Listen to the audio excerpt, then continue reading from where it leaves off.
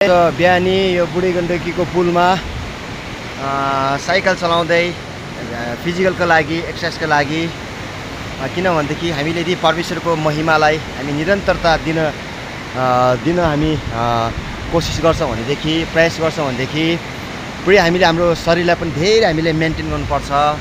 खानेकुरादेखि लिएर हैन एक्सर्साइजदेखि लिएर बाहिर भन्दछ तिम्रो शरीरले परमेश्वरको महिमा गर। यदि हाम्रो आत्मा तयारी छ तर शरीर दुर्बल छ भनेदेखि पुरै हामीलाई परमेश्वरलाई उचाल्न प्रार्थना गर्न वचन अध्ययन गर्न प्रभुमा सहयोग गर्न हाम्रो हामीलाई गाह्रो हुन्छ। त्यही कारणले गर्दाखेरि जस्तो हाम्रो आत्मा प्रभुमा एकदमै प्रज्वलित छ त्यसैगरी हाम्रो शरीरलाई पनि हामीले एकदमै हष्टपुष्ट स्वास्थ्य हामीले बनाउनको लागि हामीले हर तरिकाले हामीले कोसिस प्रयास गर्नुपर्छ है।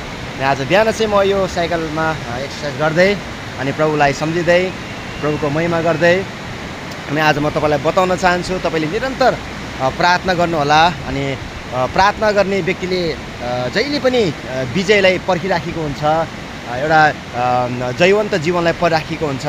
अनि प्रार्थना गर्ने व्यक्ति कहिले पनि परमेश्वरबाट टाढो हुन सक्दैन। बरु प्रचार गर्ने व्यक्ति परमेश्वर टाढो हुन सक्छ, सेवा गर्दै गर्ने व्यक्तिहरू परमेश्वरबाट टाढो हुन सक्छ, कुलपेटलाई प्रयोग गर्ने व्यक्तिहरू परमेश्वर टाढो हुन सक्छ। तर परमेश्वरसँग निरन्तर प्रार्थना गर्ने, प्रभुसँग प्रार्थना गर्ने, प्रार्थना बिना बाँच्न नसक्ने विश्वासीहरू मण्डलीहरू कहिले पनि परमेश्वरबाट टाढा हुन सक्दैन। त्यही कारणले गर्दाखेरि निरन्तर प्रार्थना गर्नुहोला। त्यसको पुस्तकले भन्दछ निरन्तर प्रार्थना गरिरहो, हरेक परिस्थितिमा परमेश्वरलाई धन्यवाद दियो र हरेक परिस्थितिमा धन्यवाद दियो भनेर बाइबलले हामीलाई बताएको छ। प्रभुलाई महिमा होस्। यो समयको लागि यहाँहरू सबैलाई परमेश्वरले प्रशस्त मात्रामा आशिष दिनुभएको होस्। येशू प्रभुको नाउँमा आमेन। जय मसीह। God bless you.